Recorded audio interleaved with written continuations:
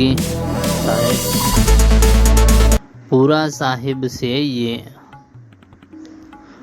साहिब से ये सब विधि पूरा होय। ओछे नेह लगाई के मुलहू आवे खोय। સદગુરુ કબીર સાહેબ કહે છે કે બહુ જ ઊંચ વાત કરતા આ સાખી દ્વારા સદગુરુ કબીર સાહેબ જણાવે છે કે જો સેવા જ કરવી હોય અને કોઈકના ચરણમાં જવું હોય તો પૂર્ણતાની પાકી ખાતરી કરવી જોઈએ। પૂર્ણતાની પાકી ખાતરી કરી લેવી જોઈએ। 10 અવતારો કે જે શાસ્ત્રોમાં વર્ણવ્યા છે એ બધા માતા પિતા દ્વારા અવિરત થયા છે। 10 અવતારો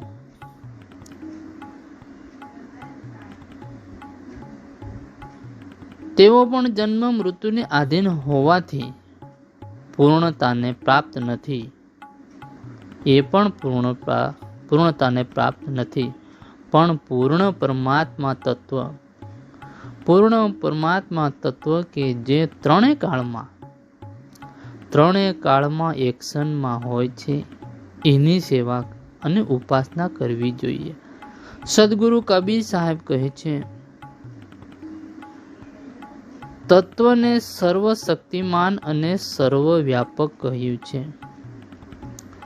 દેવી દેવતાઓ કે એમની પૂજાનો માર્ગ બતાવનારા તથાકથિત ધર્મગુરુઓ આપણી મન બુદ્ધિ ચિત્તને ગેરમાર્ગે દોરતા હોય છે।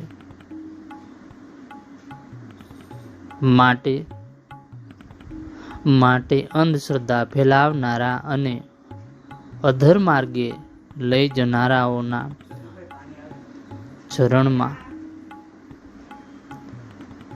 ચરણમાં જવાથી આપણું મૂળ જ્ઞાન તથા સંમતિનો હાસ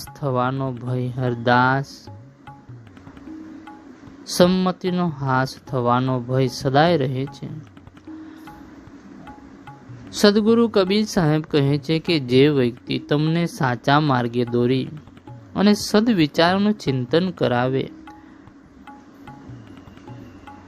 તથા પોતે પણ નિરંતર માનવ સેવામાં અવિરત લાગી રહ્યા હોય એવા કોઈક પૂર્ણ ગુરુની સેવા કરવાથી આપણું કલ્યાણ અવશ્ય થાય છે। કારણ કે પૂર્ણતા જ સમરતા હોવાથી જરાય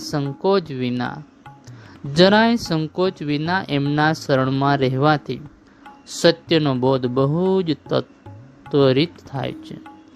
સદગુરુ કબીર સાહેબ સંપૂર્ણ જગતને સત્ય નામનો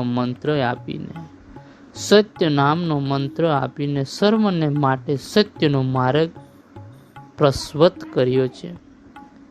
એમને કોટી કોટી વંદન સાથે સાહેબ બંદગી સાહેબ।